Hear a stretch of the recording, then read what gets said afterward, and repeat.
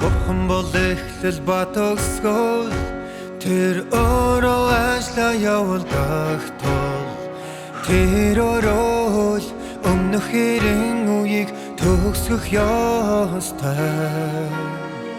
Энэ тэр сатаны яаж дэлхийг ялан дэлдэм баталгаа тэр өөрөө хүмүүсийн дунд ажиллах бүрд энэ шин тулааны эхлэл байдаг.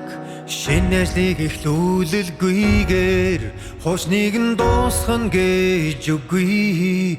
Хуучныг нь дуусгаагүй байх үе сатантай их тулаан төгсгөлдөө очоогүй гэн нотолно. Зөвхөн бурхан өөрөө хүмүүсийн дунд ирж шинэ ажил гүйцэтгэх юм бол хүн сатаны эрхшээлээс бүрэн чөлөөлөгдөж шинэ амьдрал шинэ эхлэлийг олж авч чадна.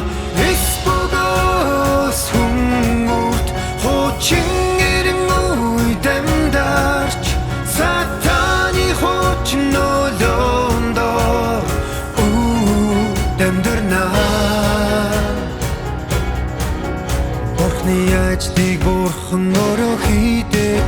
Тэр өөрийн ажлыг явуулж өөрийн ажлыг дуусгадаг.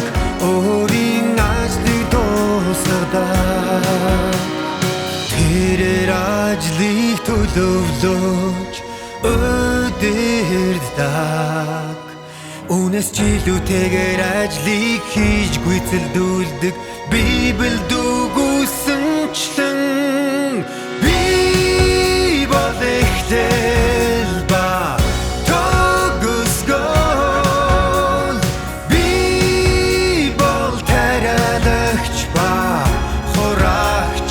Би бол эхлэл ба төгсгөл би бол тариалагч ба хураагч.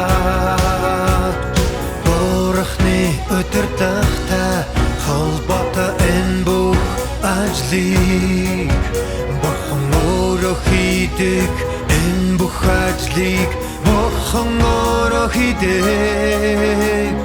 Тэр бол 6,000 жилийн удирдлагын төлөвлөгөөний захирагч. Хинч түүний ажлыг түүний оронд хийж чадахгүй. Хинч түүний ажлыг дуусгаж чадахгүй. Тэр бүх зүйлийг гартаа атгаж байдаг. Дэлхий